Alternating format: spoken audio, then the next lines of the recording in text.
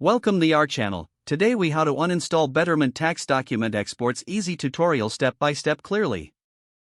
To begin uninstalling Betterment tax document exports, open your web browser. Navigate to the Betterment website and log into your account. Once you are logged in, locate the main menu on the left side of the screen. Click on the Accounts section from the menu. In the Accounts section, look for the Tax Documents option. Click on Tax Documents to access your export settings. Find the option for Tax Document Exports within this section. Click on the Settings or Options icon next to Tax Document Exports. You should see an option to disable or uninstall the feature.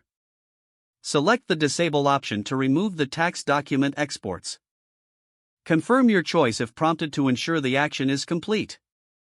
Once confirmed, your Betterment tax document exports will be uninstalled. To verify, navigate back to the Tax Documents section. Check to see that the Tax Document Exports option is no longer available. You have successfully uninstalled Betterment tax document exports. If the page does not load, refresh the browser or try again in a private or incognito window. Make sure you are using the correct email address, then retype it carefully to avoid small typos. If your password is not accepted, use the reset option and create a new strong password you can remember.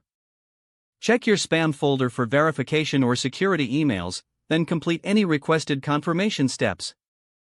Enable two-factor authentication if available to improve account security and reduce unauthorized access risk. After signing in, review your profile details so your contact information and settings are accurate and current. If you see an error message, note it down and try again after restarting your device and internet connection. Log out when you finish, especially on shared devices, to keep your account and payment information secure. If the page does not load, refresh the browser or try again in a private or incognito window. Make sure you are using the correct email address, then retype it carefully to avoid small typos. If your password is not accepted, use the reset option and create a new strong password you can remember. Check your spam folder for verification or security emails, then complete any requested confirmation steps. Enable two-factor authentication if available to improve account security and reduce unauthorized access risk. After signing in, review your profile details so your contact information and settings are accurate and current. Don't forget to like this video and subscribe to our channel for more step-by-step tech guides.